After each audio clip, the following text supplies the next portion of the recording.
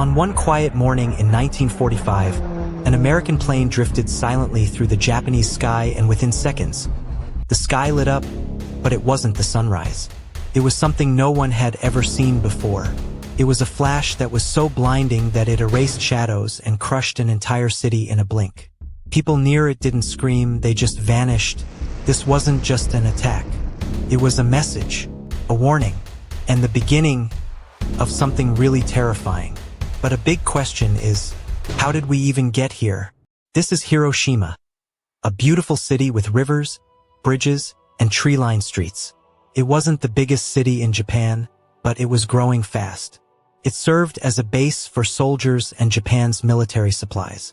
Since many other Japanese cities had already been heavily bombed, Hiroshima was considered a safe place for the Japanese. You see, in 1941, Japan wanted more power in the Pacific. They dreamed of ruling over Asia and pushing out the Western powers. But to do that, they needed more resources like oil, rubber, and steel, and unfortunately, the United States was standing in their way. So, Japan made a bold decision. They would attack the United States. Their first move? Pearl Harbor. They believed that by bombing Pearl Harbor, they could destroy the U.S. Pacific Fleet and stop America from fighting back, at least for a while. That would give Japan enough time to seize the land and resources it needed.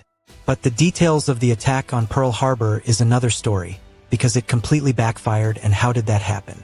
The attack on Pearl Harbor ignited America's entry into World War II. The very next day, on December 8, 1941, President Franklin D. Roosevelt, President of the United States, gave a powerful speech to Congress, calling December 7th a date which will live in infamy. That same day, the United States Congress declared war on Japan. Just 3 days later, Germany and Italy, Japan's allies, declared war on the U.S., and America responded by declaring war on them too. An eye for an eye, or whatever they call it. Before Pearl Harbor, the United States had stayed out of the war in Europe and Asia. But now, it was officially involved in World War II on both fronts, fighting Japan in the Pacific and Germany and Italy in Europe. After the attack, the United States began a massive military buildup. Factories were transformed. Instead of making cars and clothes, they started producing tanks, planes, and bullets. Millions of men joined the military, while women took over factory jobs. The whole country came together to support the war effort. In April 1942, the U.S. launched a daring mission called the Doolittle Raid, a small bombing run over Tokyo. It didn't do much damage, but it proved that Japan wasn't untouchable. Then came two important battles that changed everything. The Battle of the Coral Sea in May 1942. This was a very important battle during World War II. Japan wanted to take over an area called Port Moresby in Papua New Guinea, which would have made it easier for them to attack Australia. But the United States and Australia teamed up to stop them. What made this battle really unique was that the ships from both sides never actually saw each other. Instead of big ships firing at each other with guns, airplanes took off from aircraft carriers and did all the fighting in the air.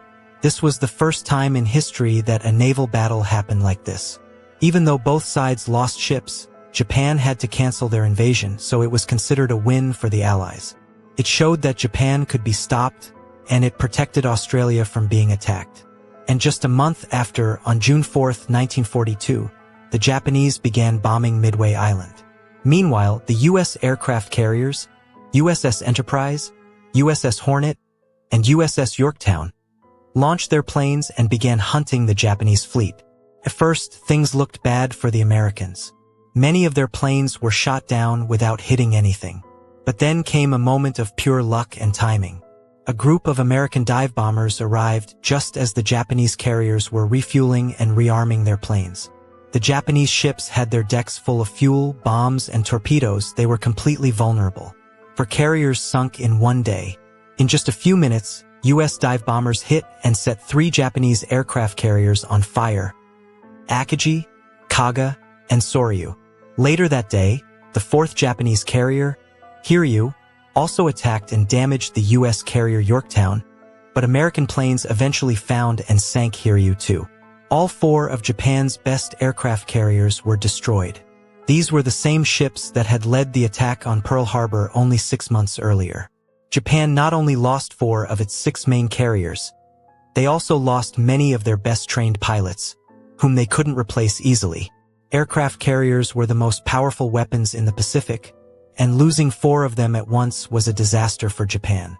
On the other hand, the U.S. only lost 1 carrier, USS Yorktown, and was able to replace it quickly. This was when things took a turn for Japan. Let's go back to 1939. In August 1939, just before World War II began, 2 scientists were very worried. One of them was Albert Einstein, one of the most famous scientists in the world. The other was Leo Szilard, a smart physicist who had escaped from Nazi-controlled Europe. They had heard that Nazi Germany might be trying to build a new kind of superpowerful bomb, a bomb made from a special metal called uranium. They knew that if Hitler got this bomb first, it could be extremely dangerous, could destroy entire cities. So they believed the United States needed to start building this bomb too, just in case. So Einstein and Szilard wrote a letter to U.S. President Franklin D. Roosevelt. In it, they explained, a powerful new bomb could be built using uranium. Germany might already be working on it. The U.S. should take this seriously and start researching it now. President Roosevelt read the letter and took it seriously. He agreed something had to be done. This small letter led to the start of a massive secret project, the Manhattan Project, where the U.S. began developing the atomic bomb. This was not a small task. It was one of the biggest and most secret science projects in history. The project was led by a brilliant scientist, J. Robert Oppenheimer. He was in charge of the team that designed and built the bomb. People later called him the father of the atomic bomb. The U.S. didn't work alone. Scientists from the United Kingdom and Canada also helped, bringing even more brainpower to the project. They needed the best minds to figure out something the world had never done before. To build the atomic bomb, they needed 3 big things: uranium-235, a rare type of uranium that can be used to make a nuclear explosion; plutonium-239, another powerful material that can be used in bombs. It doesn't occur naturally, so scientists had to make it in special machines. A way to split atoms really fast. This is the science part. When atoms of uranium or plutonium are split apart, they release a huge amount of energy. The trick was finding a way to make this happen super fast, so the energy would cause a massive explosion, what we now call a nuclear blast. To keep everything hidden, the U.S. built secret towns just for this project. Los Alamos in New Mexico was the first. It was where the actual bomb was designed and tested. The second was Oak Ridge in Tennessee, where uranium was processed, and finally Hanford in Washington, where plutonium was made. Thousands of people worked in these secret cities. Some were scientists and engineers, but many were regular workers. Most of them had no idea what they were helping to build. That's how secret the project was, and there was one clear mission: finish the bomb before the enemy does, and this bomb was called Little Boy. On May 8, 1945, Germany surrendered. That meant World War II was over in Europe. People in the US, Britain, and many other countries celebrated in the streets. This day became known as V-Day, which stands for Victory in Europe Day. But there was still a big problem. Japan was still fighting. Their soldiers were known for fighting to the very end, never surrendering no matter how bad things got. In battle after battle, Japanese troops fought with fierce loyalty and sometimes even chose to die rather than be captured. The fighting in the Pacific was getting more intense, more deadly, and more desperate. The U.S. knew that invading Japan by land would be a long and bloody war. Many American leaders believed that millions of people could die on both sides if it came to that. So now that Germany was out of the way, the atomic bomb had a new target: Japan. A special committee of military and scientific leaders met in Washington. They were deciding which city to destroy. The criteria were: it had to be a city with military importance. It must not have been heavily bombed before, so the full effects of the atomic bomb could be observed, and it must be large enough to show the bomb's power. So, 4 Japanese cities made the list: Hiroshima, Kokura, Niigata, and Nagasaki. July 16, 1945 was the first atomic bomb test. They had built it in secret, done the science, and made all the parts, but no one knew for sure if it would actually work. So they planned a top-secret test in the New Mexico desert, far away from any cities or people. The test was called the Trinity test. In the early morning hours of the test day, scientists and military leaders gathered at a safe distance. They wore special goggles and waited anxiously. At exactly 5:29 a.m., the bomb was detonated. The result was more powerful than anyone expected. A blinding flash of light lit up the desert, so bright it looked like daylight at midnight. A huge fireball rose into the sky. The heat was so intense it could be felt miles away. A massive mushroom-shaped cloud soared upward and the ground shook like an earthquake. One witness said it looked like the radiance of 1,000 suns. Another just whispered, "It worked," just created the most powerful weapon the world had ever seen. After the successful test of the atomic bomb, the US and its allies gave Japan one last chance to surrender before using the bomb. On July 26, 1945, leaders from the United States, Britain, and China met in a place called Potsdam, near Berlin in Germany. They had already defeated Nazi Germany. Now they were focused on ending the war with Japan. Together, they wrote a strong message to Japan. It was called the Potsdam Declaration. Surrender now with no conditions, or face total destruction. They weren't offering a deal. They wanted Japan to completely give up with no special terms, no tricks, and no negotiations. They warned that if Japan didn't surrender, something terrible would happen. Although they didn't say what the destruction would be. They didn't mention the atomic bomb. Leaders in Japan thought the message was just more Allied pressure. Some didn't believe the US had a new kind of weapon. Others were still hoping to get better surrender terms, so they said no and chose to keep fighting. They didn't realize it then, but this decision would lead to devastating consequences. At 2:45 a.m. on August 6, 1945, a special U.S. airplane took off from a small island in the Pacific called Tinian. The plane was a B-29 bomber, and its name was the Enola. Inside the plane was something no one had ever used in war before, an atomic bomb. Little boy. It was made of uranium and weighed about 9,700 pounds, almost as heavy as a school bus. By 7 a.m., radar operators in the Japanese city of Hiroshima saw a few American planes on their screens. But they weren't worried. They had seen small planes like this before. No one expected anything unusual. At exactly 8:15 a.m., from 31,000 feet in the air, the Enola released Little Boy. The bomb dropped quietly through the air. Just 43 seconds later, it exploded 1,900 feet above Hiroshima. In a split second, the temperature at the center of the explosion reached 7,000 degrees Fahrenheit, hotter than the surface of the sun. People near the center were instantly vaporized. They simply disappeared. All buildings within a mile were completely destroyed and windows shattered 10 miles away. An intense fireball turned into a giant mushroom cloud in the sky.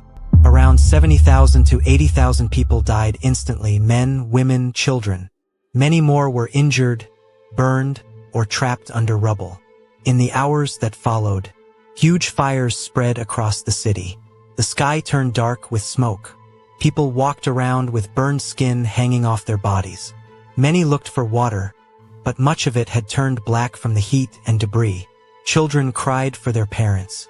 Parents screamed for their children.